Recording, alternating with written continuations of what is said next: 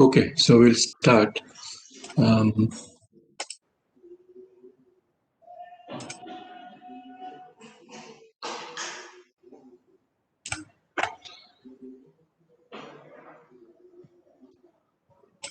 okay, my screen visible? Yes, sir, it is. Yeah. Okay, so good morning to all of you and Happy New Year. The first probability AI lecture of 2021. I request everybody to mute your mic, please. And if you have a question, to ask many questions, make many comments, and put them in the chat box. So I'd love to have your comments and questions. Somebody's mic is not muted. So can you please your mic? Okay. Yeah. All right. So Diptesh, can you see whose mic is not muted? Maybe we should mute.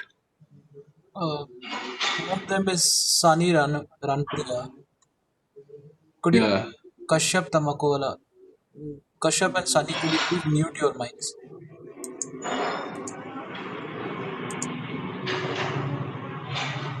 Yeah. Everybody, please mute your mic.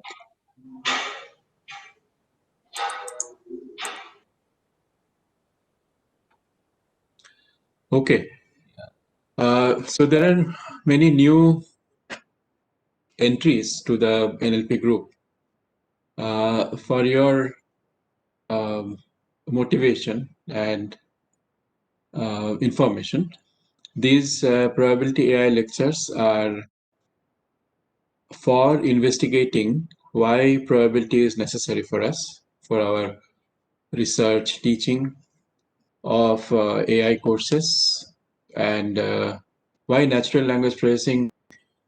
modern natural language processing has to make use of probability. Okay, so that is the investigation that we do. And the lectures are done in a very easy paced manner. Okay, slow development of the topic. There is no hurry. We can repeat anything and you can ask any question. We'll attempt to answer them. So the idea is to really enjoy the discussion.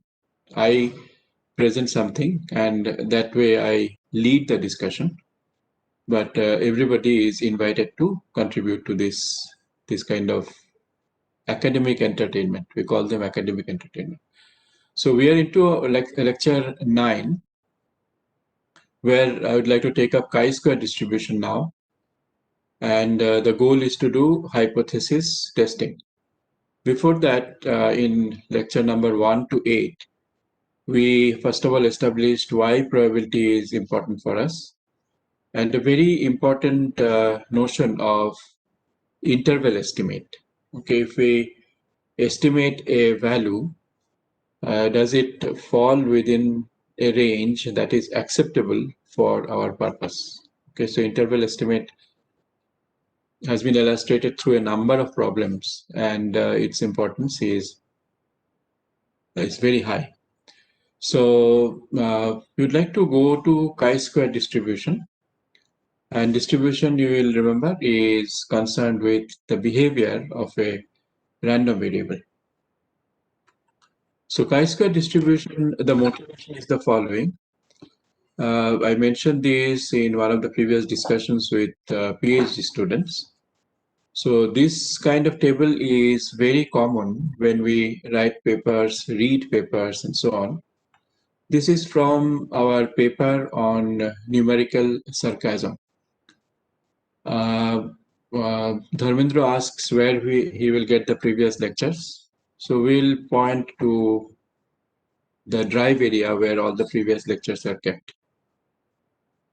Okay, so so this is a paper written by us on numerical sarcasm. So numerical sarcasm, to remind you, is a statement like, I love my mobile phone, its battery backup time is 15 minutes. So now 15 minutes of battery backup is a negative situation, and somebody says he or she loves this situation. So that's a bit unusual, and most likely this is a sarcastic statement. So sarcasm arising out of numbers is very common. I love working at 3 a.m. in the morning. That's also most likely a sarcastic statement. Now, we created a deep learning based solution for handling numerical sarcasm. And the baseline work is shown by these capital letters L, G, B, and J. These are papers by Libricht, Gonzalez, and so on.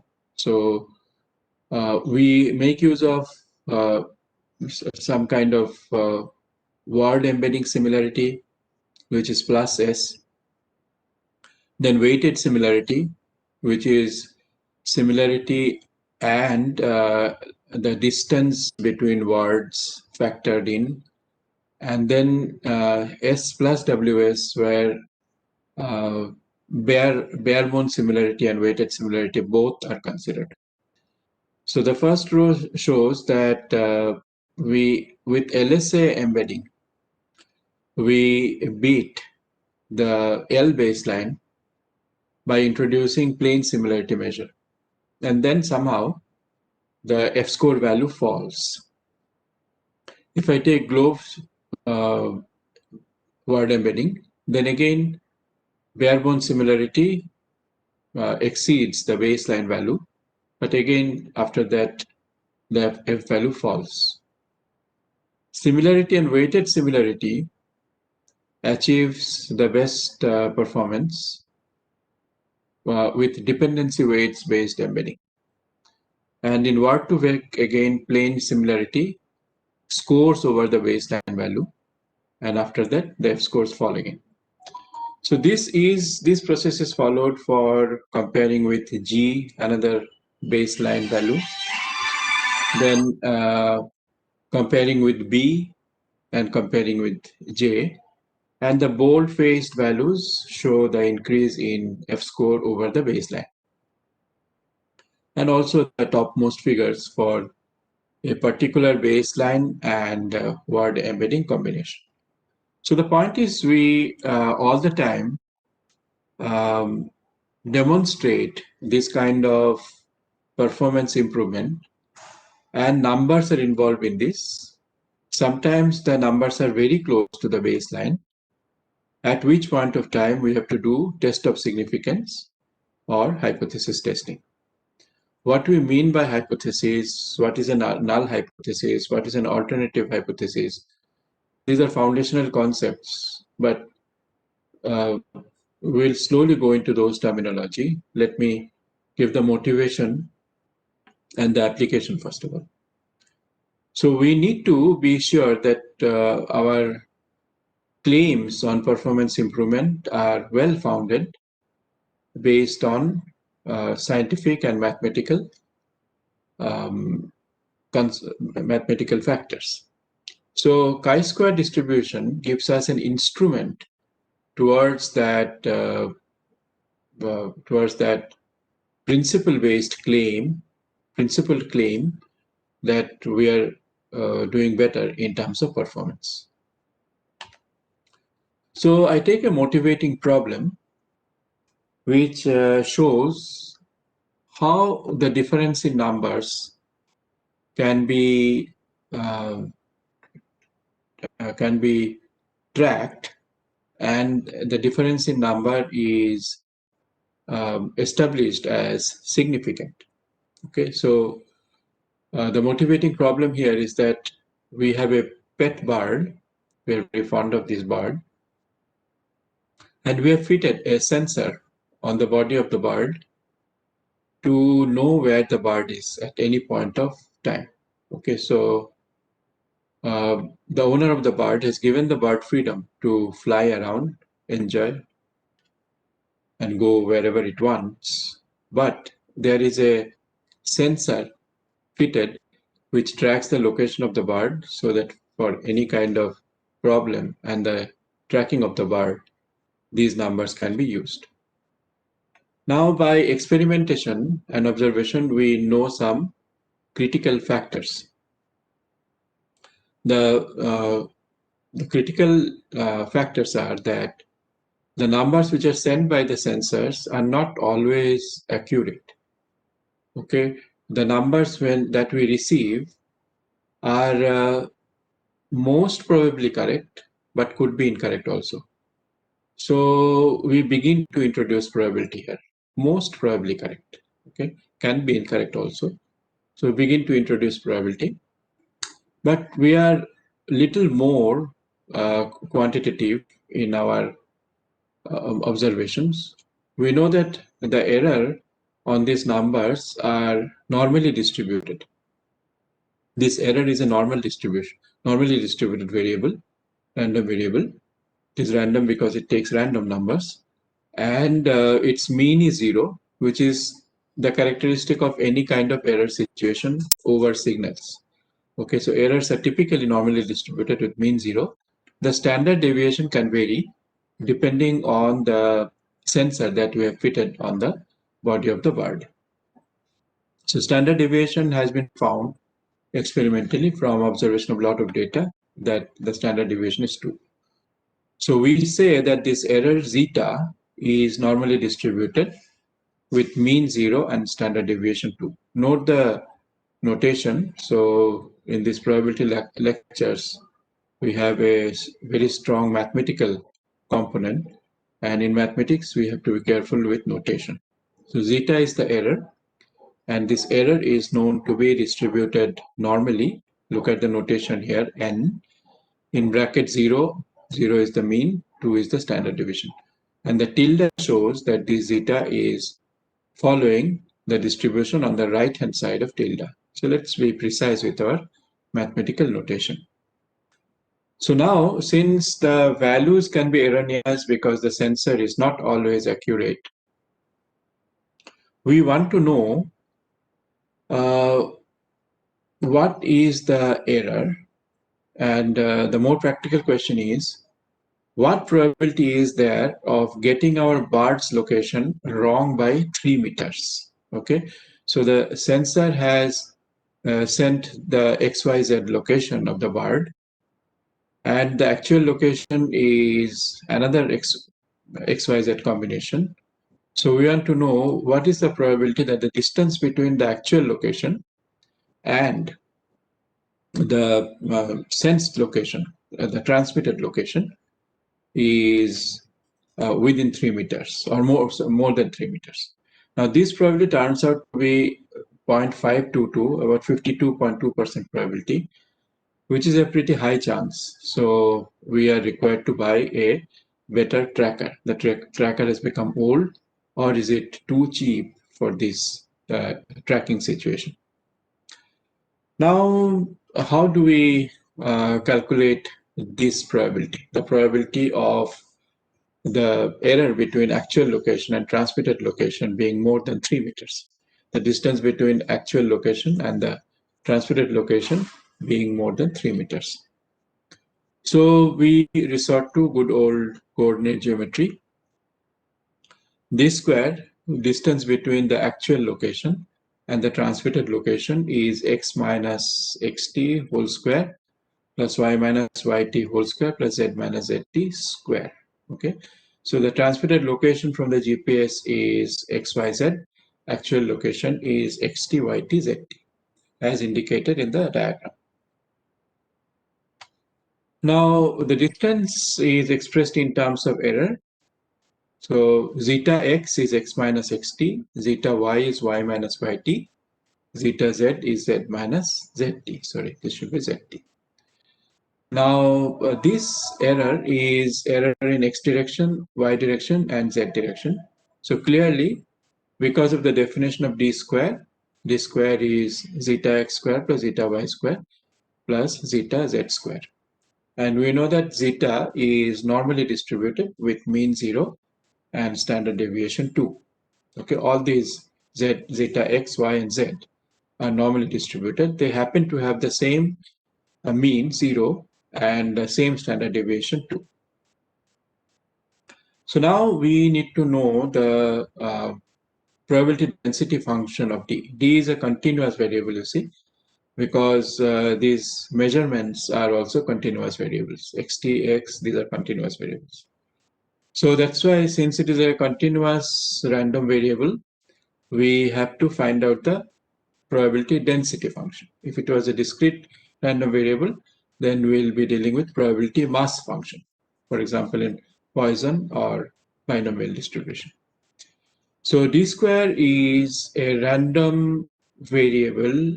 We need to know the nature of the distribution, first of all, and the parameters of this distribution. So we begin to enter important probabilistic question, which has relevance to any machine learning situation. What is the underlying distribution that governs the data? First question. Second question is, if I know the distribution, what are the parameters of the distribution? Parameters means the quantities which are used to express the form of the distribution. For example, in normal distribution, the mean mu and the standard deviation sigma are the parameters. In binomial distribution, n, the number of trials, and p, the probability of success, are the parameters. In Poisson distribution, the mean lambda is the parameter.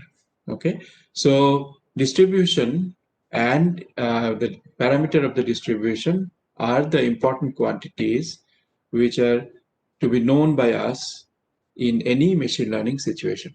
Okay, when we cannot know the shape of the distribution, then we resort to non-parametric distribution. And the neural network, which is used in deep learning, is an example of non-parametric estimation. Okay, so d square is the random variable of interest, and we want to know the nature of the distribution.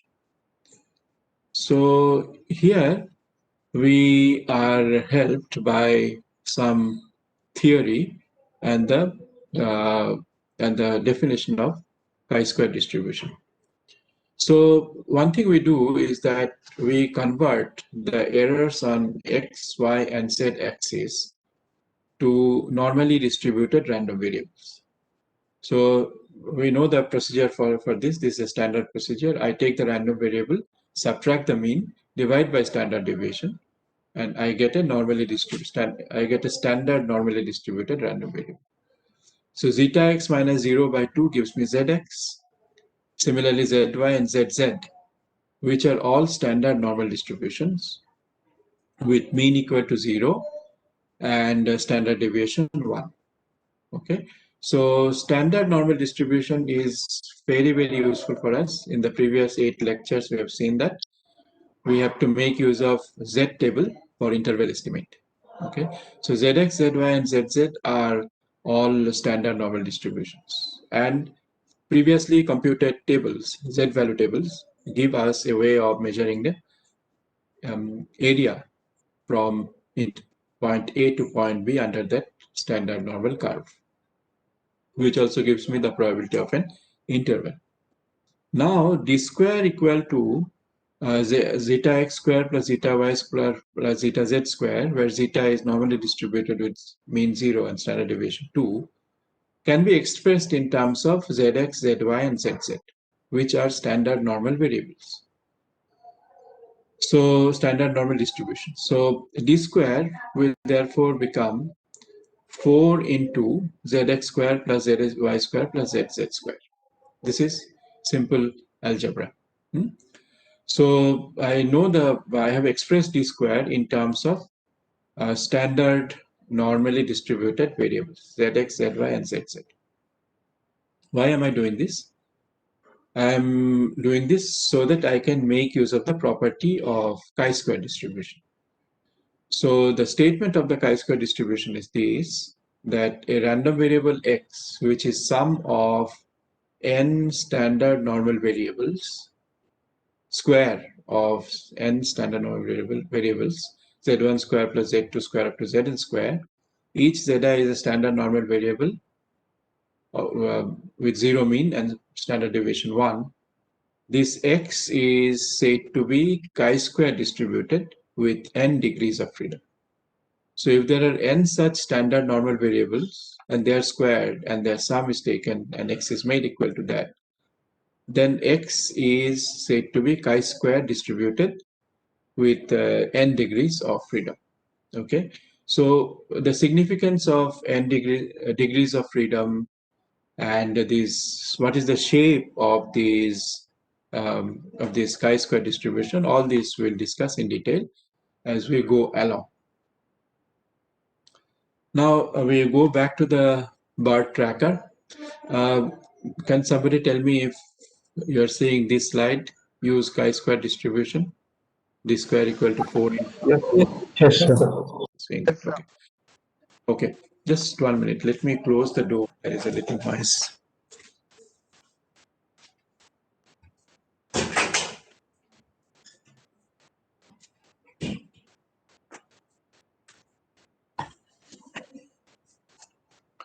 So d square has been shown to be equal to 4 into the sum of 3 standard normal variables, square of them, that has been shown before. So d square by 4 therefore equal to zx square plus zy square plus zz square, the sum of 3 normal variables, the sum of squares of 3 normal variables. Okay, so therefore d square by 4 is chi-square distributed. So this we take as phase value right now from the definition of chi-square distribution. Chi-square distribution is sum of n standard normal variables raised to the power 2. So d square by 4 is chi-square distributed. So we want d to be greater than 3, implies that d square should be greater than 9, implies that d square by 4 should be greater than 9 by 4, which is equal to 2.25. So there is a chi-square distributed random variable, chi-square distributed random variable, and its value is greater than 2.25, and we want the probability of this happening. We want the probability that d square by 4 is greater than 2.25. Now, Hello, yes, sorry. yeah. Is repeated. I mean, how that the number 4 came? Okay, so we want d should be greater than 3, therefore d square should be greater than 9. We divide both sides by 4, so 9 by 4 is 2.25. And d square by 4 is equal to zx square plus zy square plus zz square. So d square by 4 is chi-square distributed. Okay, so we are interested in this quantity, d square by 4. Okay. Okay, sir. Mm-hmm. Sir, is the capital D and small d are same quantity? Oh, I'm sorry. This should have been small d. Okay. This happened because it is in the first line of the slide. Yeah. Okay.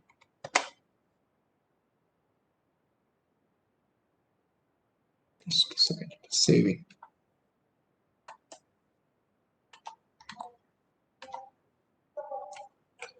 Since I'm correcting, I might as well correct everything.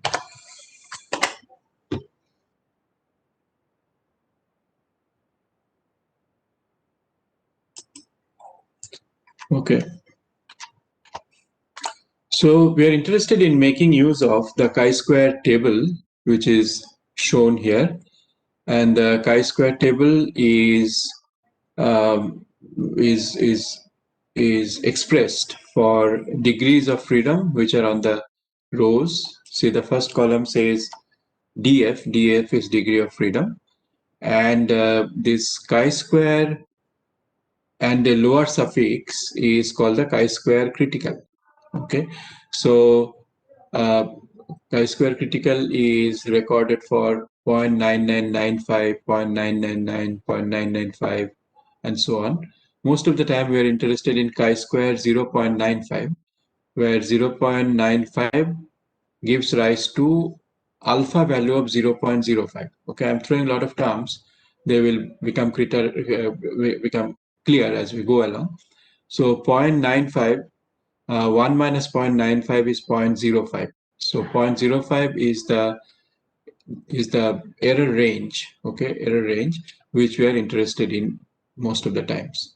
So chi-square 0.95 is a very important value for us, and we'll make references to this. But let us remain at the intuition level right now.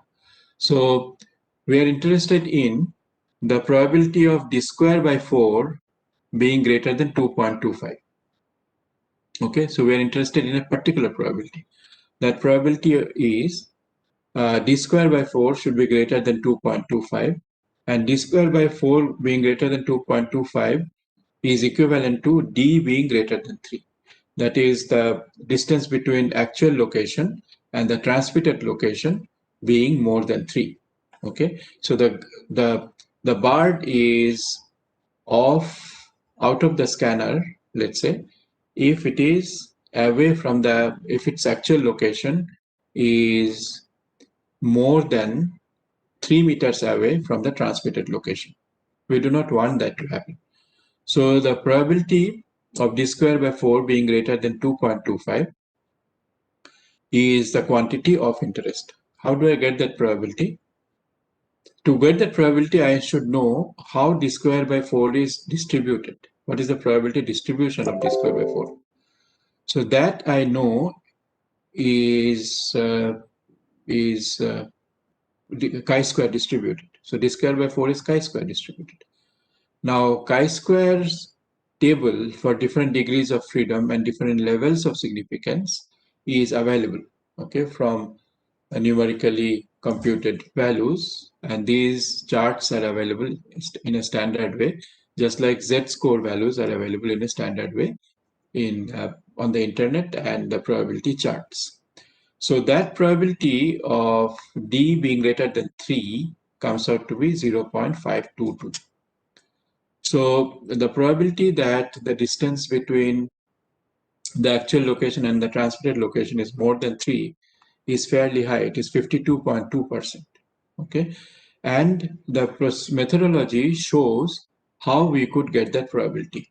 Okay, if chi-square distribution was not available to us, we would not have been able to get this probability. And the probability is chi-square distributed because it involves square terms. Okay, square terms of x coordinate, x direction, y direction, and z direction. And whenever we have this kind of situation where there is a sum of square terms and each of these square terms are random variable, then we can think of making use of chi-square distribution. Okay, I'll repeat my statement. Whenever we see a situation where there is a sum of square terms and these terms are random variables, then the thing that strikes to us is that maybe I can think of a chi-square distribution and making use of the chi-square distribution, just like we did here. And the distance between the actual location and the transmitted location is an error expression. You see, it is an error expression. We have a vector of numbers, we have another vector of numbers, and we calculate the square distance between this vector of numbers. And this square distance is a measure of the error. So you recall the comparison with baseline figures of different numbers. So these different numbers and these different numbers and the distance from the baseline is a kind of error term. So if I square the error, then I can make use of the properties of chi-square distribution and chi-square table. So this is the motivation for studying chi-square distribution, and we'll spend quite a lot of time dealing with chi-square distribution. We'll take many different problems and situations. So let me go to the second example situation where we'll resort to chi-square distribution. Okay, so this is fitting distribution to data. And I take a problem from natural language processing, a very interesting problem of detecting proverbs. So I have a piece of text written in front of me, And I would like to know if there are proverbs in this piece of text. I'm given a document. I want to know if there are proverbs in this document and how many of them. Okay, so I have a Hindi text, for example, and I have Nach na jane angan tera, which is a proverb. And that proverb, does it, if it appears in the document, then I say that there is a success for the trial. Okay, so appearance of proverb is a success, non-appearance of proverb is a failure. Now, proverbs are not used all the time. When we write text, it is only in rare situations that we apply proverbs. So proverbs are rare occurrences.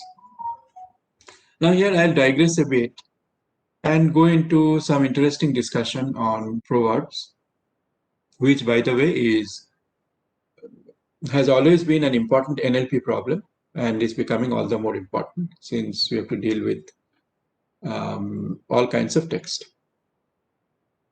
So first proverb we look at is Nach na jane angan tera. So this is a Hindi proverb, very well used. Hindi native speakers are very familiar with this proverb. Literally, a bad dancer finds faults with the floor and says the floor is uneven. Okay, so people who are bad at their work uh, are they always find excuses, and instead of finding fault with themselves, they try to find fault with everything else. So Nach na jane angan tera, literally a bad dancer finds faults with the floor, says it is uneven. So I sat down to do an interesting exercise. I wanted to find out the equivalent of these proverbs in different languages. So when we do machine translation, we cannot do literal translation of proverbs. We have to get the equivalent proverb from another language. So English is a bad workman quarrels with his tools. French also has almost an equivalent expression. I'll try to pronounce the French sentence a bon ovia bon otil. So literally, to a good workman, good tools. So what is expressed negatively by English is expressed positively by French. To a good workman, good tools. Okay. So this is the French equivalent. Notice the similarity between the expressions.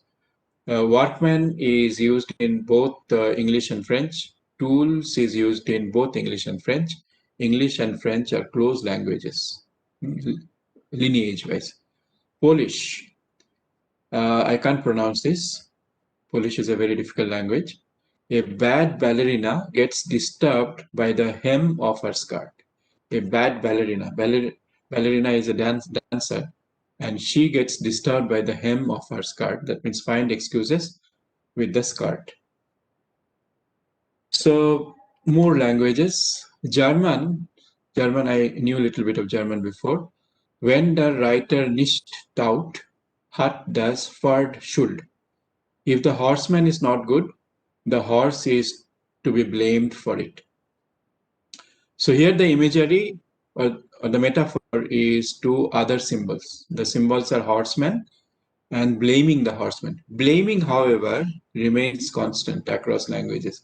You see, blaming is remaining constant. So if the horseman is not good, the horse is to be blamed. The Turkish expression, I cannot pronounce it. The bride who doesn't dance says the space is narrow. So the interesting thing to note here is that the metaphor of a dancer has come back, not really dancer here. The metaphor is that of bride, and probably in Turk, the bride dances on the marriage day, wedding day, and who cannot dance says the space is narrow. Okay, here the floor is not blamed, the space is blamed.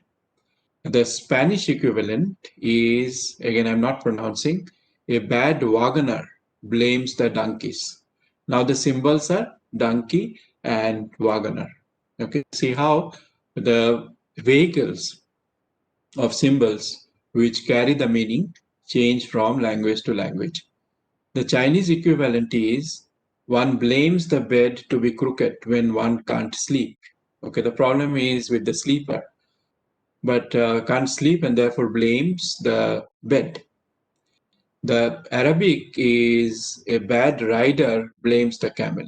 Now here the symbol is again changed, camel rider and camel. The interesting fact is that languages use their own culture and own frequently used symbols for expressing proverbs, but the underlying meaning of proverbs is universal. And since good things should not be too common, therefore proverbs which are gems of wisdom are also rare. They are rarely used in the text, though the meaning is conveyed very powerfully once they are used. We have more example. In Korean, a good calligrapher doesn't accuse the writing brush. Now it is expressed positively, unlike many other languages, nach na jane angan tera, which is a negatively expressed statement.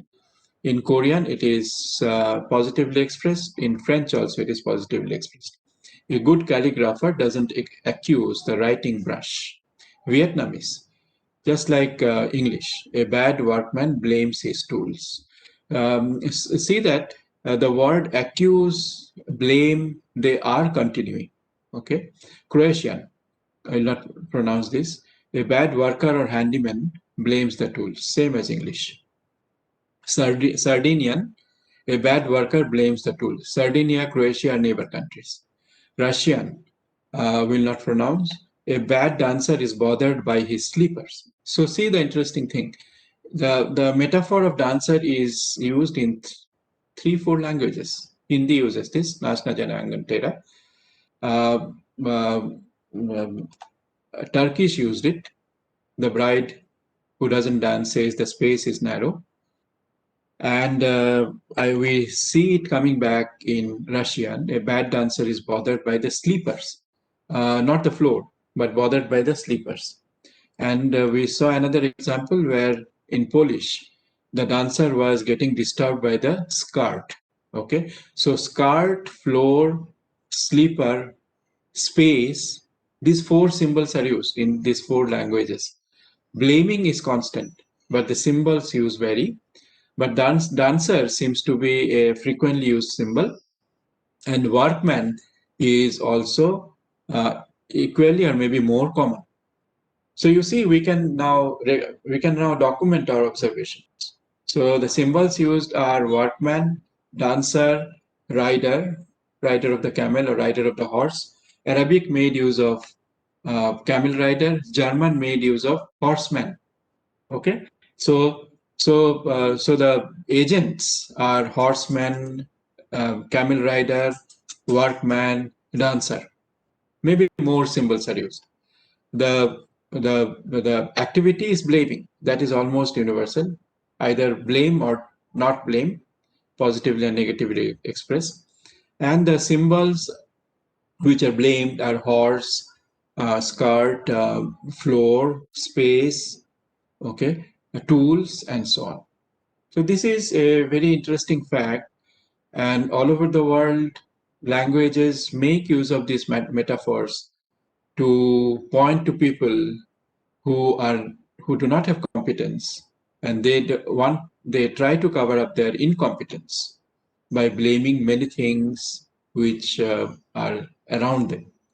Okay, so that's a very interesting fact. So, so can somebody verify that you are seeing the slide on proverbs? Yes, sir. Yes, sir. Yes, sir. Yes. Okay. Now we leave the language phenomenon, or we keep it in the background, and go to computation and probabilities and statistics. So here I'm interested in a particular problem. It is inspired by another problem. The problem is that of counting the number of times proverbs appear in a set of 50 documents. So here is a table which shows the number of times proverbs appear and the number of documents where this happens. So the number of times 0 proverbs appear happens in 21 documents. So we are interested in the distribution of proverbs in 50 documents. The number of times one proverb appears is in 18 documents. 2 proverbs appear in 7 documents, 3 proverbs appear in 3 documents, and 4 proverbs appear in only 1 document. So you can see that appearance of proverb is a rare event. Okay, so number of proverbs being 4, and we assume that the length of documents is more or less same. Sorry, oops, I don't know why it is coming. Okay. So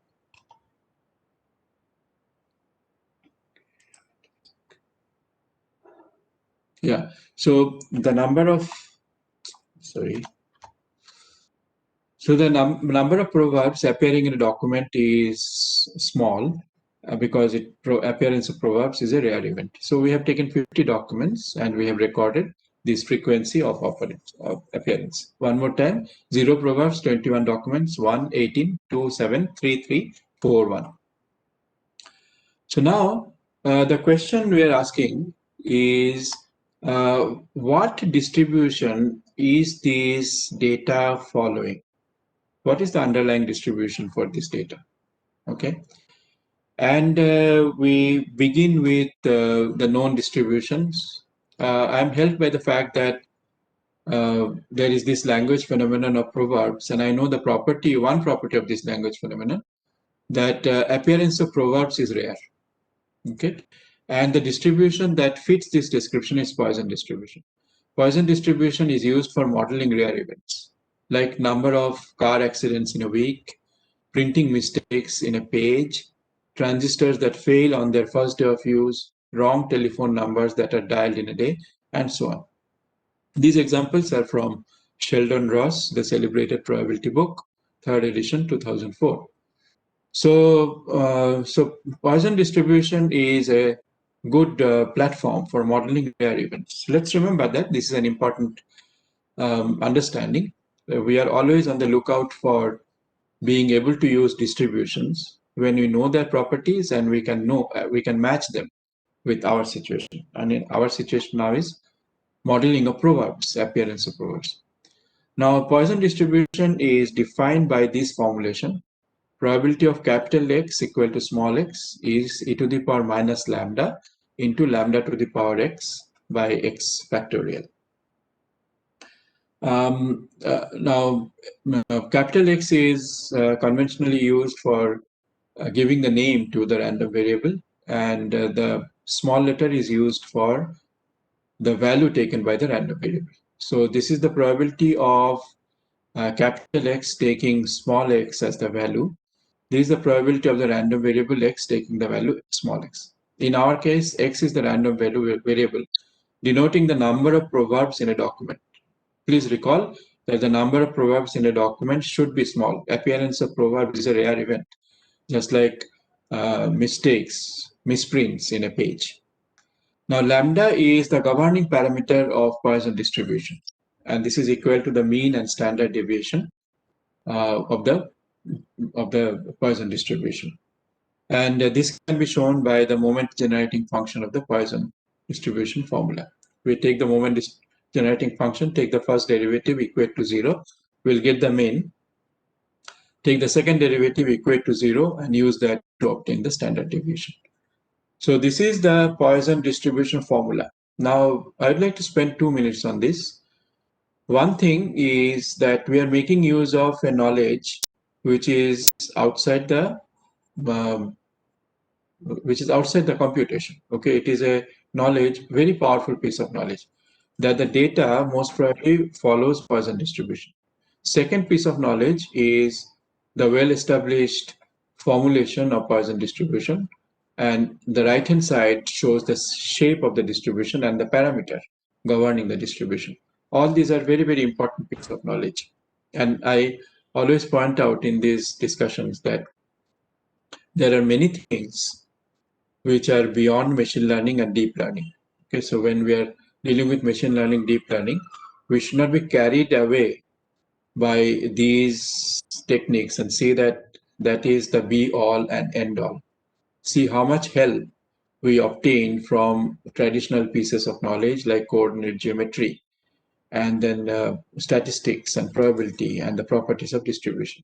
One of the key skills a data scientist has to have is to fit a distribution to data. But the data is an expression or manifestation of a phenomenon, and distribution is the instrument. If the distribution matches the data, we have solved half the problem, okay, in terms of prediction using the data. So this is a skill we need to acquire and the insight that we need. Now there is a mechanical procedure for analyzing whether the distribution fits the data. First of all, I decided to investigate if Poisson distribution fits the data or the data comes from Poisson distribution. Now, do please note that data comes from a distribution is like a frozen expression. You will have to understand what we mean by saying data comes from a distribution. What does come from mean? What does coming from mean? Okay, so here we said that the distribution generates the data. So we have pushed the ball from one code to another mysterious expression. How can distribution generate data? So all these questions we need to keep in mind and reflect on as we go along. So now the mechanical procedure is the following. We have to first get lambda. Lambda is known to be the mean, and in this case it will be a weighted mean. See, the number of times zero proverb appears is 21. So 0 into 21. 1 into 18, 2 into 7, 3 into 3, 4 into 1. So this gives rise to 45, and divided by total number of observations, which is 50, that gives rise to 0.9. So lambda value is 0.9. Now, once I know lambda, I can very easily calculate the probabilities of x equal to small x. So in this case, I'm interested in the probability of zero proverbs, the probability of zero proverbs. Zero proverbs is e to the power 0.9, lambda to the power 0, x is 0, and 0 factorial, which comes out to be 0.4. Similarly, I find out the probability of x equal to 1, 2, 3, and 4. They come out to be 0.37, 0.17, 0.05, 0.01. The thing that is changing here is x. So e to the power minus 0.9 is constant, lambda to the power 1 divided by 1 factorial, lambda to the power 2 divided by 2 factorial. So this computation I have done and obtained the values of probabilities as 0.37, 17, 0.5, 0.5, and 0.01. Now from these probabilities, I can get the expected values of the documents that contain 0 proverb, 1 proverb, 2 proverb, 3 proverb, and 4 proverb. So observed number of documents is 21, 18, 7, 3, and 1. Okay. Now the expected number of documents will be these probability values into 50. So we can find out these values easily. 0.4 into 50 is 20. 0.37 into 50 is rounded to 18. Then 8, then 2, and then 1. Okay, simply multiply the probabilities by 50. Let us do a bit of sanity check. We had these probability values here. So 0.4, 0.37, 0.17, 0.05, and 0.01 should sum to 1. That indeed sums to 1. Okay, so the number of proverbs can take these values 0, 1, 2, 3, and 4, and only those. Okay, in that case, the probability of these values appearing should sum to 1. So that's happening. Now, expected number of documents should also be 50. Is it happening? 8 plus 2 is 10, 10 plus 1 is 11, 11 plus 18 is 29, 29 plus 20 is 49. Okay, so a bit of adjustment needs to be done. We can maybe increase this value 1 to 2 or 2 to 3 and so on. But this kind of rounding off when we get the expected values is required, and sometimes the total sum may not agree with the total number of observations. Okay, but that doesn't hugely disturb our computation and observation.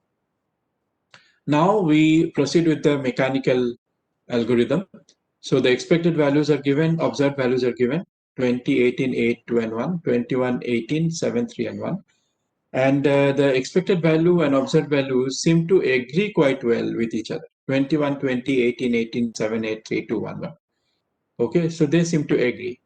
And therefore, when we apply the test of hypothesis, okay, that this data is indeed coming from Poisson distribution, this hypothesis should be well established. So that is the goal we are pursuing now. And establishing the hypothesis, what does that mean? That we are establishing in terms of the probabilistic and statistical principles, as is known in the literature. So observed and expected values. Now observed minus expected square divided by expected. That is the formula that is computed. It is expected minus observed square divided by expected, or equivalently observed minus expected square by expected. So those values come out to be 0.050, 0.125, 0.5, and 0. Okay. So this is a ritual which needs to be done when we do chi-square distribution based hypothesis testing. So this quantity expected minus observed divided by expected is summed up for all the categories. So there are 5 categories: 0, 1, 2, 3, 4 probabs, and the observed minus expected square by expected is computed for each of them, and they are summed. Now this sum is called chi-square observed. Okay, this is called chi-square observed. Why is it called chi-square observed? We'll see as we go along. This value is coming out to be 0.675. Now there is a quantity called chi-square critical. Chi-square critical for degree of freedom 5 minus 1, which is 4. There are 5 categories. 5 minus 1 is 4, and alpha is the significance level. Significance level is 0.05. So chi-square critical for degree of freedom 4 and alpha value 0.05 is read from the table to be 9.48. Now chi-square observed is less than chi-square critical, so we cannot reject the null hypothesis. The null hypothesis is that data follows the Poisson distribution. So a large number of things I am just sweeping over. They're all very fundamental points to be noted for testing of hypothesis, and we have to spend time on each of them, which I'll do. So H0 is the null hypothesis. HA is called alternate hypothesis. Which hypothesis will be called null? Which hypothesis will be called alternate? We need to understand well. And this fact that if chi-square observed is less than chi-square critical, we cannot reject the null hypothesis based on the observation. This is also an important point. But all these can be done very mechanically, so that even I've seen new students who are performing experiments. When I ask them to give me whether the difference with the baseline, is it significant? They come back and say, yes, it is significant or non-significant, because they're able to use a tool. Okay, so we use this tool for hypothesis testing all the time. And internally what happens is the procedure I have described so far. Okay, but the actually what is happening, why should chi-square observed be less than chi-square critical? And when it is less than, why can't we reject the null hypothesis? Why are we saying not reject hypothesis? Why are we saying not? Why are we not saying accept the hypothesis? Why all this? Okay, why this language cannot reject null hypothesis? All these we need to understand very carefully and well. So I'll just stop with this particular point, that chi-square critical at 0.05 falls in this kind of falls at this point. And about this much of area is consumed for alpha 0.05 and chi-square critical with the degree of freedom as 4 or 3. Now, if our chi-square observed is less than chi-square critical, that means we consume a much higher probability area. Okay, much higher probability area, and therefore there is a high probability that the null hypothesis is true. Okay, and we cannot reject the null hypothesis. So we have to now connect a few dots. One is why chi-square observed less than or greater than chi-square critical is important. We need to understand that theory. And what is the dot connecting the previous example of the bird flying and its location transmitted, and this fitting of Poisson distribution into data? What is the dot? What is the connection between these two concepts? Okay, we need to establish all that. And this example of proverb is a nice language phenomenon, which is important for NLP, and distribution can help in that. So I think I will stop with that. It's 11:29. Now we can have questions, answers, and comments.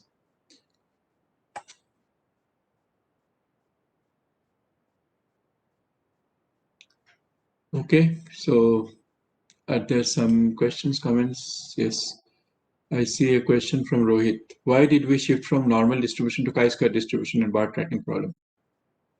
Is it only because of the presence of square of 3 random variables? Yes, the answer is yes. Whenever, see, standard normal variable can take both negative and positive values, but here the random variable takes only positive values. So we need a distribution which takes only positive values. So chi-square distribution fits that bill.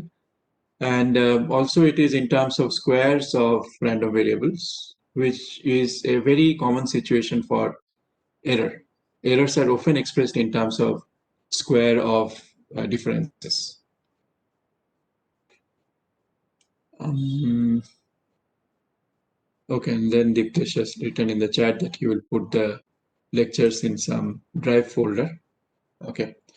Any other questions, comments from anybody?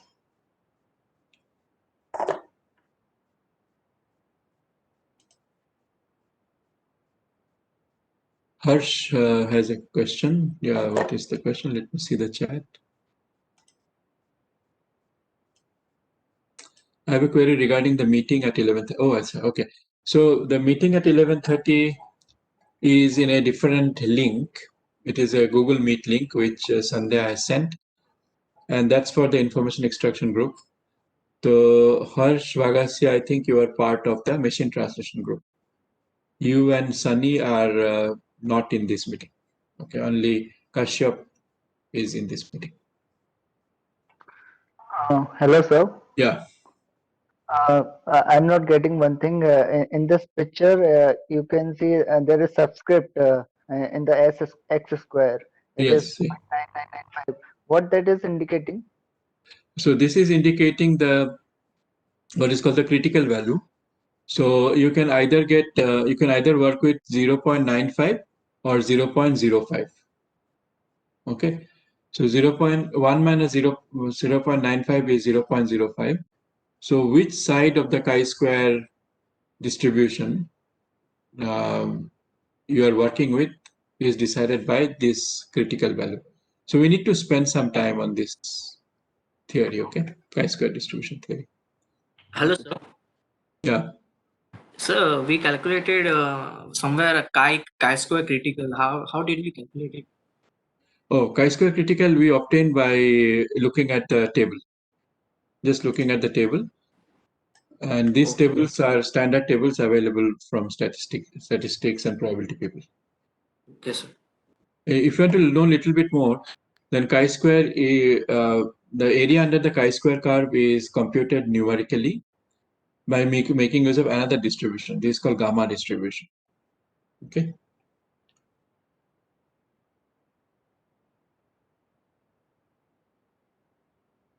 Any other comments, remarks from anybody?